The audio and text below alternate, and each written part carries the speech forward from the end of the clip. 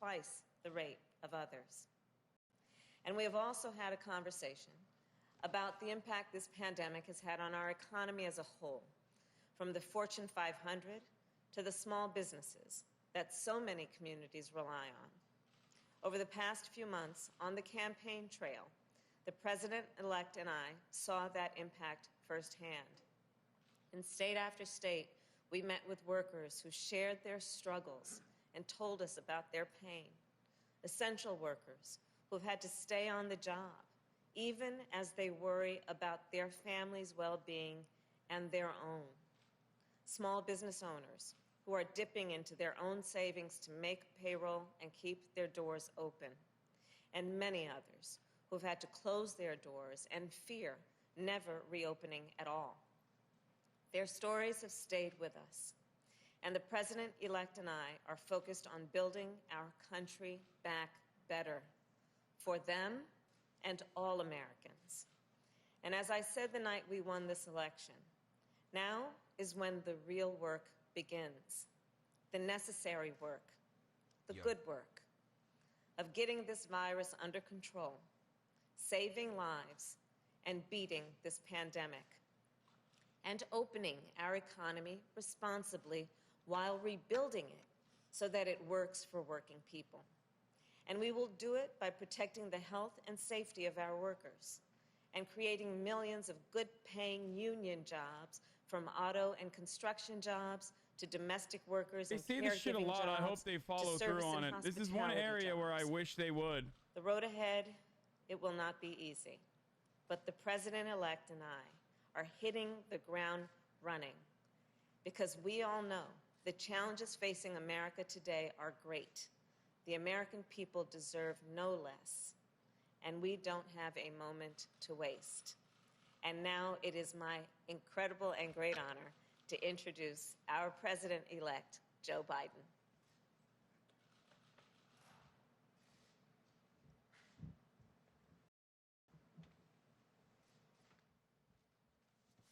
Yeah, I'm going to talk about the fucking county versus governor battle in El Paso, too. It's fucking nuts. The El Paso story is so fucking insane, dude. It's a perfect story about American insanity. As she indicated, just met with a group of America's top business leaders and labor leaders. And I must tell you, it reinforced what I thought from the beginning. Stay safe. Ready to come together. The unity was business astounding. Leaders and labor leaders. What? I want to go back How and are they talk coming about together? the people who actually participated in that. I'm going to list all the people who just so you know who we spoke with. Number one, there was Mary Barra, CEO of General Motors, Brian Cornell, CEO of Target, Mr. Nadell, CEO of Microsoft, Rory Gamble, president of the UAW, Mary Kay Henry, president of SEIU, Mark Perone, president of the UFCW, Lee Saunders, president of AFSCME, and Sonia Singhal, president of GAP, Richard Trumka, president of the AFL-CIO. It was really encouraging, quite frankly, to get people, business and labor, together, agreeing on the way forward, which I'm convinced the American people will rally to do when they hear what we have in mind. And I'm very pleased that they all came together around the same table to advance areas of common ground, and we agreed we're going to continue these conversations. They represent very different perspectives, but I'm convinced that we can all come together around the same table to advance areas of common ground, which are really, I wish you could have all heard the conversation. Where are the union reps? And that's what we were ready to discuss today. We all agreed that we want to get the economy back on track. We need our workers to be back on the job by getting the virus under control. We're going into a very dark winter. Things are going to get much tougher before they get easier. And that requires sparing no effort to fight COVID so that we can open our businesses safely, resume our lives, and put this pandemic behind us. It's going to be difficult, but it can be done. And they all agreed. That means rallying the country behind a national strategy with robust public health measures like mandatory masking, widely available testing with rapid results, scaled-up production of life-saving treatments and therapeutics, and safe, equitable, and free distribution of the vaccine. It's great news that Moderna and Pfizer have each come up with vaccines that are in excess of 90% effectiveness. And getting the vaccine and a vaccination, though, are two different things. Everyone on our call today and our Zoom today agreed that the sooner we have access to the administration's distribution plan, the sooner this transition would be smoothly moved forward. And, you know, as we battle COVID, we also make sure the business and workers have the tools, the resources, the national guidance and health and safety standards to operate safely. And we can do that. We can bring Democrats and Republicans together, work with business and labor to deliver those necessary resources. And for millions of Americans who've lost hours and wages or have lost their jobs, we all agreed on our call that we can deliver immediate relief and it need be done quickly. Affordable health care for millions of people who have lost it or are in danger of losing it. Child care, sick leave, family leave, so workers don't have to choose between work and family. Corporate America agreed on this today, the folks on the call. We need support to support small businesses and entrepreneurs that are the backbone of our community. Let's see how far they fucking take that support on the phone call. Corporate leaders and CEOs have been writing letters to the New York Times and talking about how to fucking get these working poors to shut the fuck up for some time now, more so than usual. And I think it's because they understand that the stress point is getting to an unmanageable level. Remember that big like fucking CEO, all the CEOs got together and wrote a letter saying that they wanted to put all stakeholders and communities and the interests of stakeholders and communities like workers and whatnot over the interests of shareholders a little bit more, just a little bit more. Mental health clinics, you're going to see them going out of business. That was like 2 years ago. I don't know if you guys remember. Come together and pass a COVID relief package like the HEROES Act that the House passed 6 months ago. Once we shut down the virus and deliver economic relief to workers and businesses, then we can start to build back better than before. We talked about how we have an opportunity to come out of this stronger, more resilient than we were when we went in. And I wish you could have heard corporate leaders and the major labor leaders singing this from the same hymnal here. Throughout the campaign, I laid out my Build Back Better plan. We laid out our plan that an independent analysis put out by Moody's, a well-respected Wall Street firm, projected would create 18.6 million jobs. Thanks, it has been great. We talked about the need to own the electric vehicle market. Okay. We talked about climate a lot, building 550,000 charging stations, creating over 1 million good-paying union jobs here at home. The need for a federal government to invest more in clean energy research. You know, it's based on a simple premise. It's time to reward work, not just wealth in America. We're going to have a fair tax structure that makes sure the wealthiest among us and corporations pay their fair share. Our plan will create millions of good-paying union jobs in manufacturing, building the vehicles, products, technologies that we're going to need for the future to compete with the rest of the world. From autos to our stockpiles, we're going to buy American. We're going to see if this is real. Will be given to companies that don't make their products here in America. If Joe Biden, secure our position as a global if Joe Biden actually pushed for some of these things that he speaks of now, America would be truly in a better place. It would be. It would not be enough, but I'm certainly going to take my W's where I can. My fear, of course, is that he's not going to do any of that. We can make sure our future is made here in America. Obama did say the same shit, and he didn't follow through, remember. It's good for American workers. We can also modernize our infrastructure. Roads, bridges, ports. 1.5 million new affordable housing units. High-speed broadband we talked about for every American household, which is more important than ever for remote learning, remote working, telemedicine in the 21st century. Building a digital infrastructure to help businesses, healthcare workers, first responders, and students. $100 billion to rebuild our crumbling schools. They talked about the need, the business community talked about the need to invest in HBCUs and community colleges. Retrofitting 4 million new buildings, or old buildings, retrofitting them, making them new. weatherizing 2 million homes, building more climate-resilient cities and towns.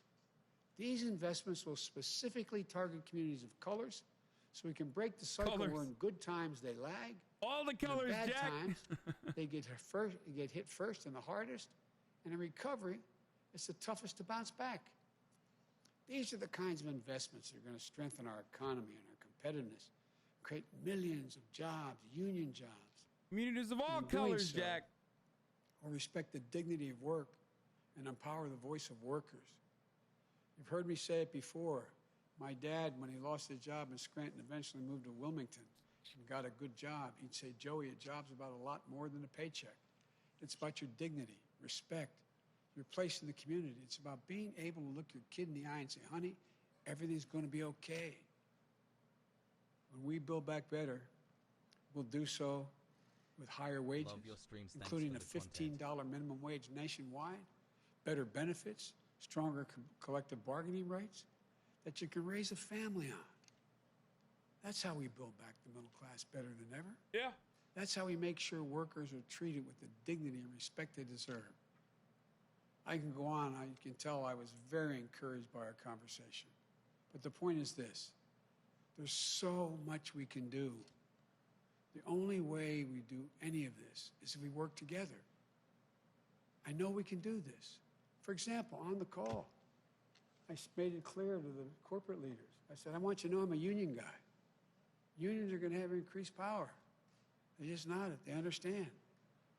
It's not anti-business. It's about economic growth, creating good paying jobs. 11 years ago, when Barack and I took office during the Great Recession and implemented the Recovery Act that saved us from another Great Depression, we didn't see a map in red and blue states. It was the United States of America. We didn't care whether the city had voted for us or against us. The state voted for us or against us. We worked with everyone. And we recovered and rebuilt together as one nation. We can do this again. The refusal of Democrats and Republicans to cooperate with one another is not due to some mysterious force beyond our control. It's a conscious decision. It's a choice that we make. If we can decide not to cooperate, then we can decide to cooperate. I believe this is in part the mandate from the American people, part of the mandate they gave us. They want us to cooperate. I don't care so much about the ideological centrist nonsense because selling the ideological centrist nonsense along with hopium to a neoliberal or a centrist audience while simultaneously advocating for labor union protections and also a $15 minimum wage is really fucking good. I don't give a shit what the fucking language he's using as long as if those are real policies that he pushes for. I fucking doubt that he's going to. I don't think that he has the capital, the political capital, or the interest in expending that political capital to do such a thing. But if you were to do that, it would truly be beneficial. A question about your economic plan. You spoke about the need to access the outgoing administration's COVID vaccine distribution plans. What do you see as the biggest threat to your transition right now, given President Trump's unprecedented attempt to obstruct and delay a smooth transfer of power? More people may die if we don't coordinate. Look, as my chief of staff, Ron Klain, would say, who handled Ebola, a vaccine is important. It's of little use until you're vaccinated. So how do we get the vaccine? How do we get over 300 million Americans vaccinated? What's the game plan? It's a huge, huge, huge undertaking to get it done, prioritize those greatest in need, and working our way through it, and also cooperate with the World Health Organization and the rest of the world in dealing with this. And so they say they have this warp speed program that not only dealt with getting vaccines, but also how to distribute this. If we have to wait until January 20th to start that planning, it puts us behind over a month, month and a half. And so it's important that it be done, that there be coordination now or as rapidly as we can get that done. On the economy, the Vice President-elect talked about having an economy that works for working people. One thing I didn't hear you talk specifically about is canceling student loan debt. Does student loan forgiveness figure in your plan? Would you take executive action to achieve it? It does figure in my plan. I've laid out in detail. For example, the legislation passed by the Democratic House calls for immediate $10,000 forgiveness of student loans. It's holding people up. They're in real trouble. They're having to make choices between paying their student loan and paying their rent, those kinds of decisions. It should be done immediately. In addition to that, as you know, I think that I don't know why I don't know why leftists and also some neoliberals get mad at this. I think it's still fucking good. Like, I wish it was more than that, but hey. $125,000 for 4 years of college. And crank it up to 50. There's a program that exists now under the law that forgives student loans for being able to engaging in public service. I'm going to institute that fundamental change in that so it's able to be available to everyone that, in fact, is engaged. It's not being very well managed right now. So I'm going to do all of those things. Thank you.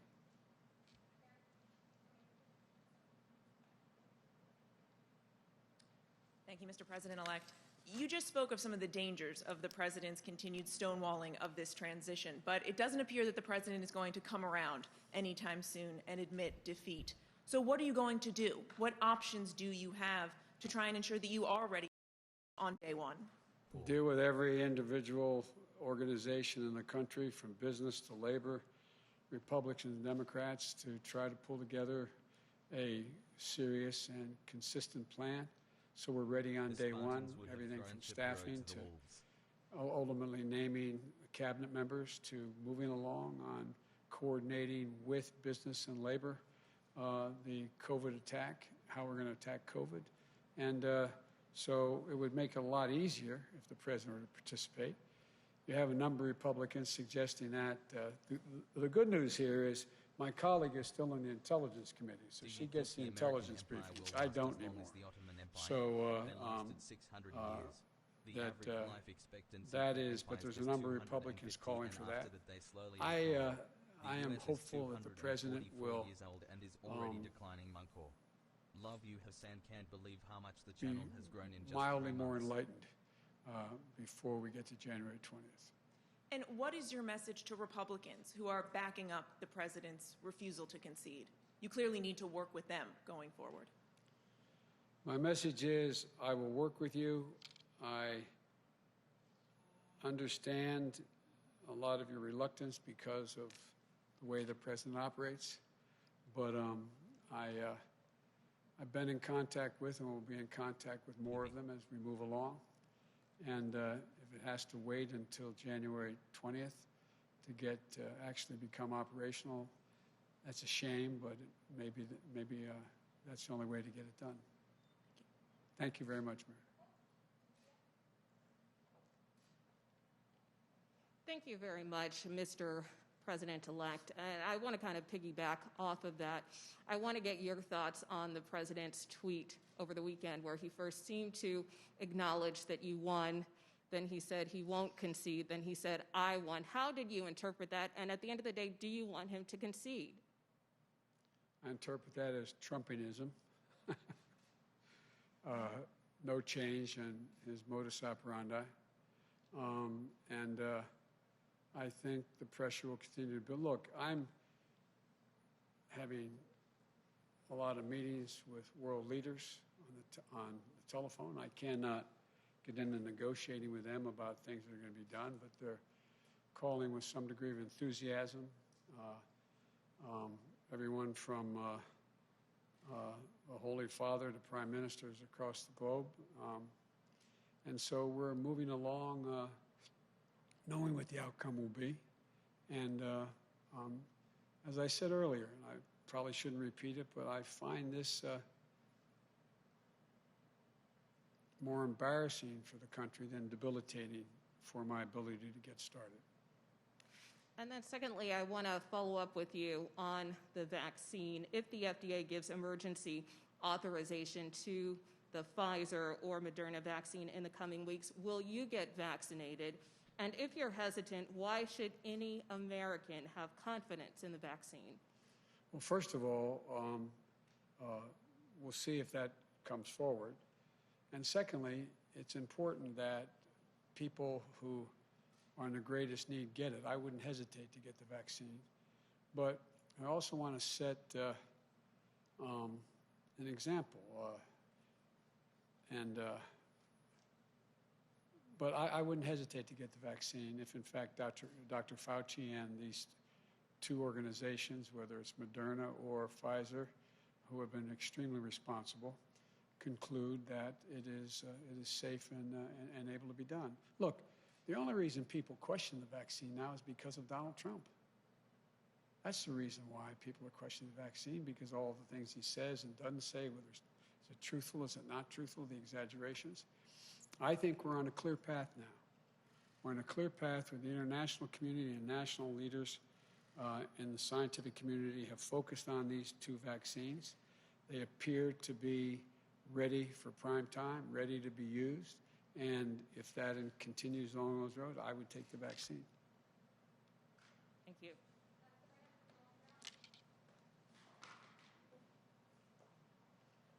Thank you, Mr. President-elect. You have been urging the American public to continue practicing social distancing and wearing a mask, but with cases skyrocketing across the country, do you think that more governors should be closing non-essential businesses and reinstating stay-at-home orders? Look, it depends on the state. What I failed to mention earlier is the enormous respect I have for conservative Republican governors who stepped up and issued mandates for wearing masks.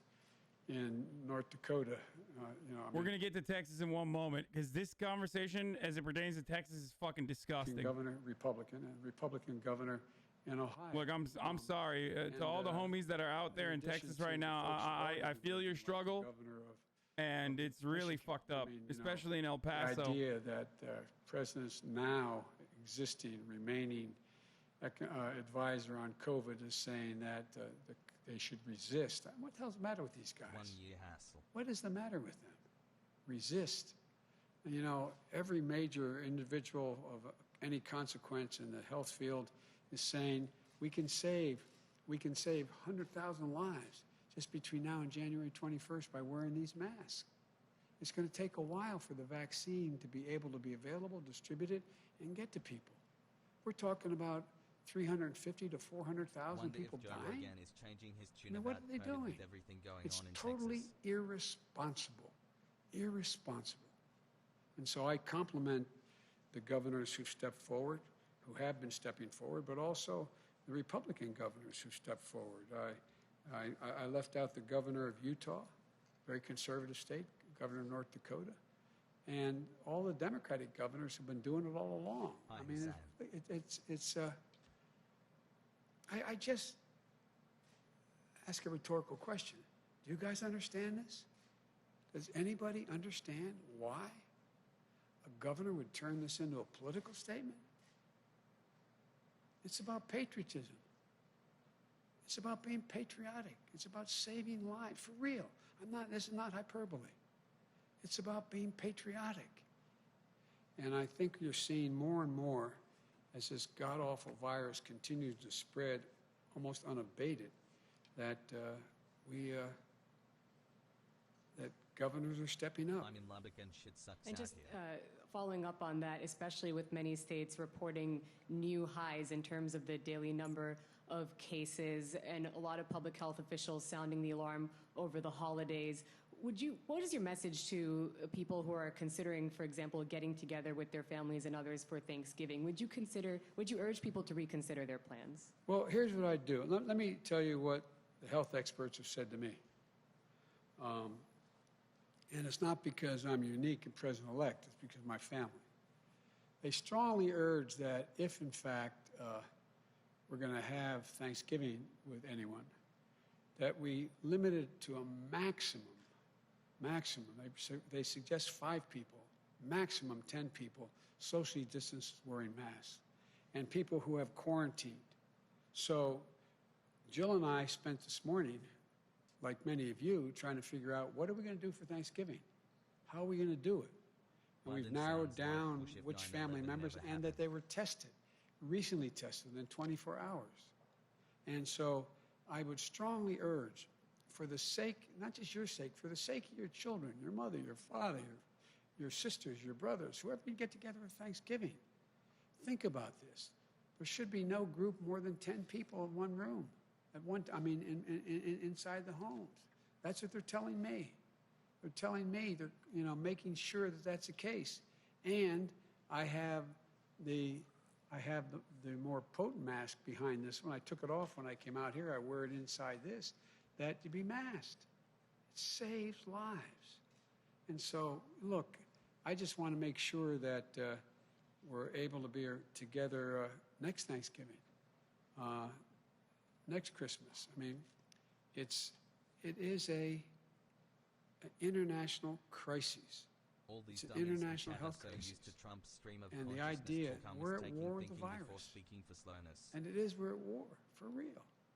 And all kidding aside, I hope all of you, I've watched you all seem to wear masks all the time when you're, and the group that follows me, that is assigned to Delaware with me, seem to do that. I strongly urge you to do it. There's nothing macho about not wearing a mask. I'm from El Paso, TX, and what is happening down here is fucking nuts. Stay home. This isn't the situation you want to be in. Yeah, El Paso's ridiculous right now. Texas Thank is you, fucking Mr. insane. President-elect, Madam Vice President-elect. Texas broke a world record, folks. Your plan. 1 million cases. Right, you're in classic. Hold on a second. Demonstrating Watch for Jill America. try to 1 take it million. on. It's hard. I don't. A benchmark, a remarkable benchmark. Your plan that you've outlined just now about a million union jobs, clean energy jobs, investments in HBCUs, those are things that take time. We have a problem with long-term unemployment that's growing fast right now. What would you do right away, specifically, to address jobs that may not return for months, may not return ever, including in communities of color? What I would do, I would pass the HEROES Act. It has all the money and capacity to take care of each of those things now, not tomorrow, now. And the idea the president is still playing golf and not doing anything about it is beyond my comprehension. You'd at least think he'd want to go off on a positive note. But what is he doing? And there's virtually no discussion. And the Republican, we're told, I don't know if it's true. You may know, Senator, but there's 22 Republicans say they won't vote for anything. Well, there ought to be at least a dozen of them have the courage to stand up and save lives and jobs now. We should be doing it now, keeping those businesses open, providing the PPE, the protective equipment, as well as the PPP, the money that we allow people to get funding to keep their businesses open. Everything from separation to we need that testing PPP, to a whole range the of things that allow PPE. businesses to open and stay open. What we need is big That's what the plan was at PP. the beginning. And by the way, if you notice in the very beginning, when they passed the stimulus program, the first two pieces, what happened? Businesses were staying open. Every poo-poo And then when time, they weren't open, they were still able every to pay. poo-poo time is people also able to get pee-pee paid. time, but not every pee-pee time is also poo-poo time, he said. People are running out of unemployment insurance. What are they going to do? 20 million people are on the verge of losing their home because they can't make a mortgage payments. Bars. You have a larger number being kicked out and will be kicked out in the street because they can't pay their rent. And by the way, it's not just the renter, it's the outfit that owns the building. A lot of them aren't multimillionaires. They're running small operations. How can they do it? This is about keeping Americans afloat. Get them through this pandemic. Get them through where their businesses are able to come back. The money's there. The money is there. Someone in your community is a world record And also holder. on the economic My front, symptoms were as mild, we so in fight my the case, just wear a pandemic, mask and please world don't trade go out continues, unless you and there have is to. great debate over world trade agreements, international trade agreements. It seems that in the last couple of days, 15 countries, Asian, Pacific countries, have signed onto a new trade deal, the RCEP. Should the United States consider joining that trade agreement? I've talked with a number of these world leaders, and I told them, under the law, I'm not able to begin to discuss with them. There's only one president at a time as to who can say what our policy will be. So I'm reluctant to answer that question now, but here's what I can say. We make up 25% of the world's trading capacity of the economy of the world. We need to be aligned with the other democracies, another 25% or more, so that we can set the rules of the road instead of having China and others dictate outcomes because they are the only game in town. And so, but what I'm insisting on, and what I've been asked by world leaders as to what I would do, without getting into detail, I've said, but I want you to know that there are three things that are going to happen if I'm elected. One, we're going to invest in American workers and make them more competitive. Number two, we're going to make sure that labor is at the table and environmentalists are at the table in any trade deals we make. And I'm not looking for punitive trade. The idea that we are poking our finger in the eyes of our friends and embracing autocrats makes no sense to me. And so, but I'm reluctant to get in more detail at this moment. I promise you I have a pretty thorough plan, and I will be prepared to announce that to you on January 21st. You have indicated changes you want to make in U.S. international policy on other fronts, like the Paris climate. Yes, that's a generic notion of rejoining, but I didn't get into the detail of what we'll do in that agreement. The same thing with rejoining the World Health Organization. But why not here? Because you're asking me about whether I join a specific proposal, the details of which are now only being negotiated among those nations. 21 months, yay. They require negotiation. Thank you. Thank you. Appreciate it.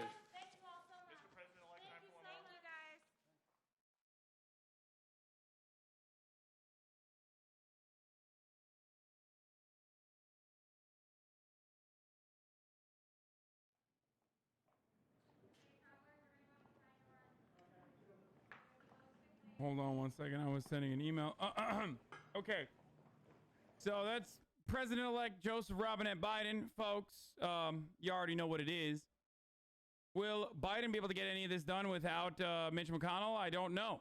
Here's a good recap of it. His big economic speech mentioned a big stimulus to the tune of $3 trillion, electric vehicles plus 550,000 new charging stations, modernizing infrastructure, all part of the Build Back Better program, 1.5 million new affordable housing units, paid sick leave, paid family leave, $15 minimum wage, and that he is a union guy, and he's going to make it easier to fucking unionize this country. These are all really honorable and really good fucking goals. Now, obviously, the circumstances ahead of all this is the Senate that is going to do gridlock no matter what happens.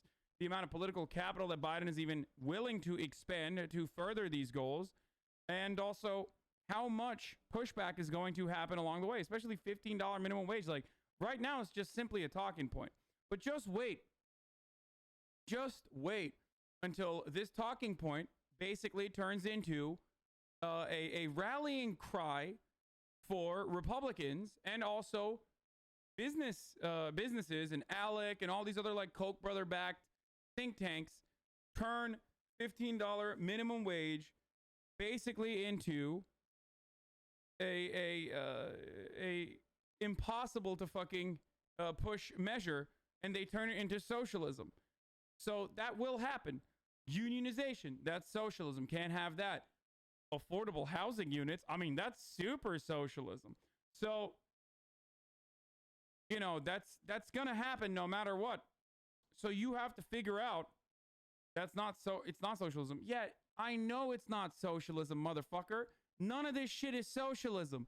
I'm saying that's what Republicans are gonna say. I'm here in El Paso. What, you think I think it's fucking socialism to have a stimulus check or charging stations? To stay home, it's horrible and no, that's not anyway. National spotlight for the second year. I'm being sarcastic, but I'm also saying this is what Republicans are going to say. Okay?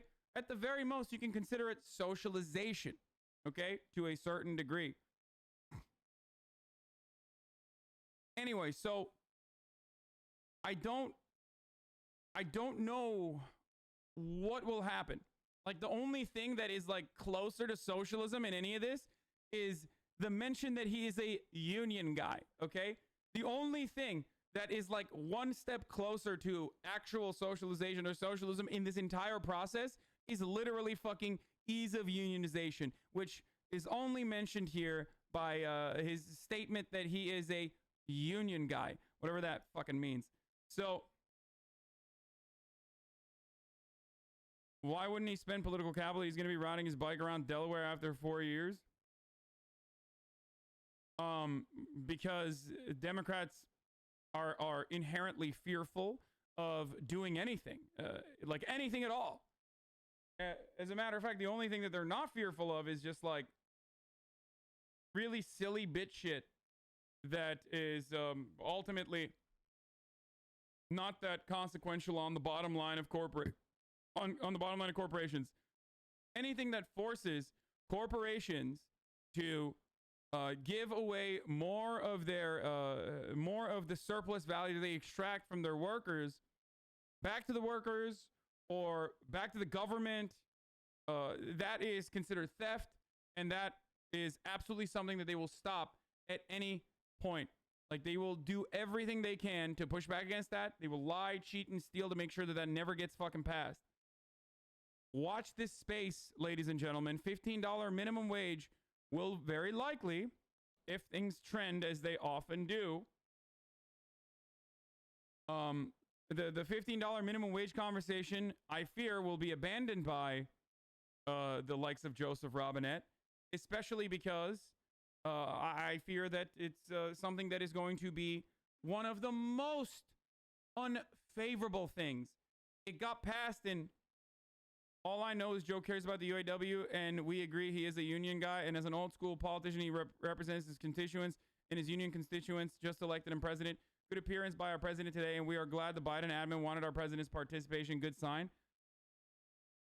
Yeah, no, I know.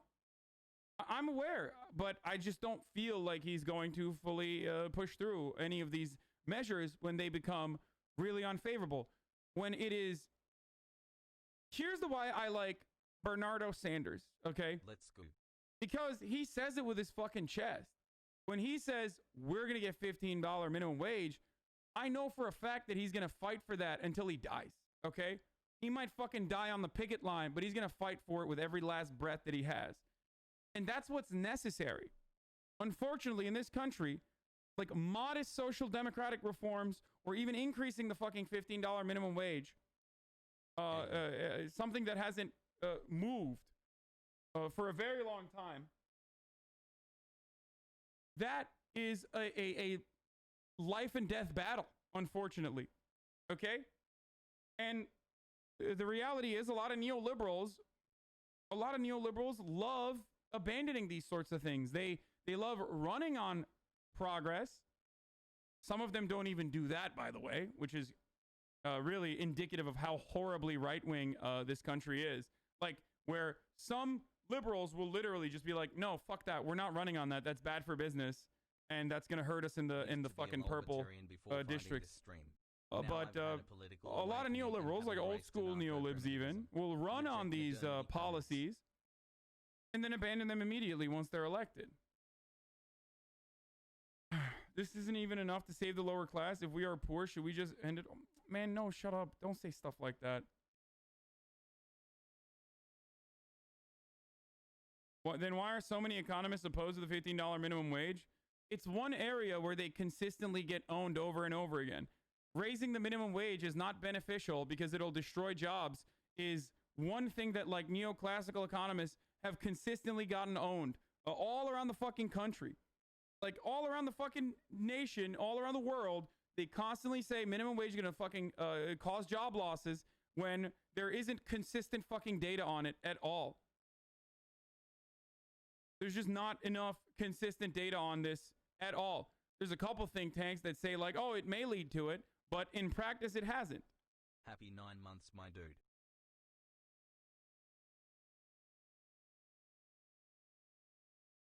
The reason why I specified this as neoclassical economists is because there are economists out there that don't fit in the neoclassical orthodoxy that absolutely do think that a $15 minimum wage would be a good first step measure in improving the living conditions of a lot of working class people.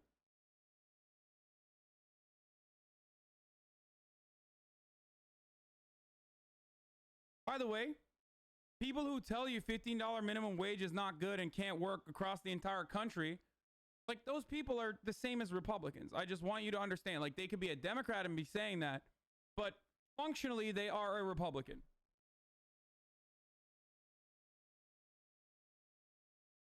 And yeah, $15 until 2026, or however long it may take, is nowhere. It's not even what's necessary right now. It should be fucking $22 if it's adjusted to, I think not even the last time that minimum wage was increased down to increased up to $7. It's not even enough. I got a degree in economics from University of Wyoming, and I can confirm the minimum wage argument is a bunch of bullshit in theory. Look at Seattle, minimum wage increase, demand for services, increased job growth. Yeah.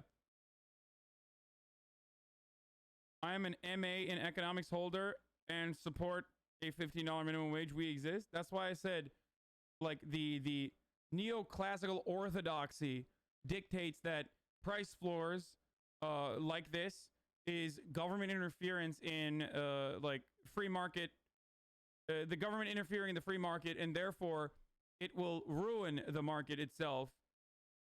And that's why I'm saying this. That's why I'm specifying neoclassical economists are the ones who are opposed to it, or neoliberals, like just straight up libertarians, basically.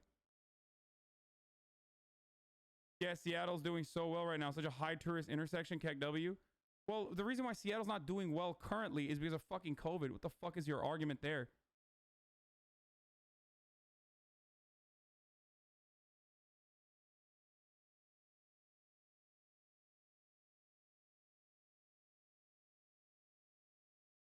So if target was 15, should they ask for something higher, like 20, assuming we'll likely meet somewhere in the middle?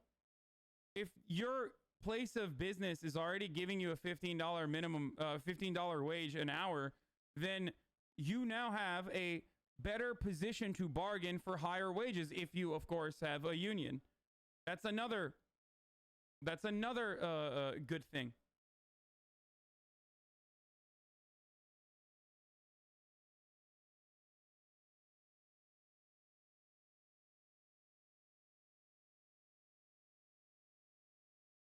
You're confusing neoclassical economists with annoying r/neoliberal bullshitters doing Econ 101. Yo. No one's traveling anywhere because of the minimum wage. What the fuck?